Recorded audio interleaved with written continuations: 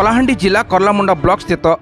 सदर दुर्गा मंडप ठारे जिला बीजेपी सभापति जुगल किशोर पोड़ों नेतृत्व में विकसित भारत विकसित ओडिशार संकल्प सभा बुधवार दिन अनुष्ठित हो जाइछि।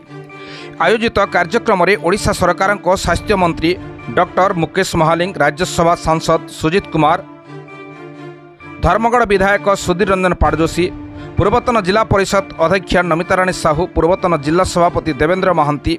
एसीसी मोर्चा सभापति गणेश कुमार, जिला उपसभापति प्रशांत साहू, नर्ला निर्वाचन मंडल विधायक प्रार्थी अनिरुद्ध प्रधान, जिला साधारण संपादक जयशंकर नायक, कर्लामुंडा विकसित भारत विकसित ओडिशार संकल्प संयोजक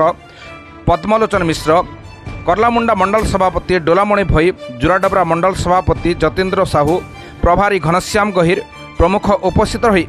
विकसित भारत विकसित ओडिशार संकल्प सभा केंद्र सरकार 11 वर्ष और ओडिशार 1 वर्ष भितर सरकार सफलता उपरे जनसाधारण उपरे मत व्यक्त करथिले। एथिरे भाजपा नेता नवीन किशोर साहू, गुणनिधि साहू, बनमाली साहू, गोविंद साहू,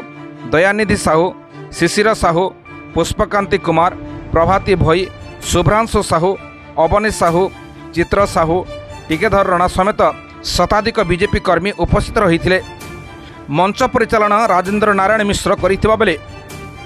गणेश कुमार धन्यवाद अर्पण करथिले। State crime bureau chief Umashankar Mishra report, solid news.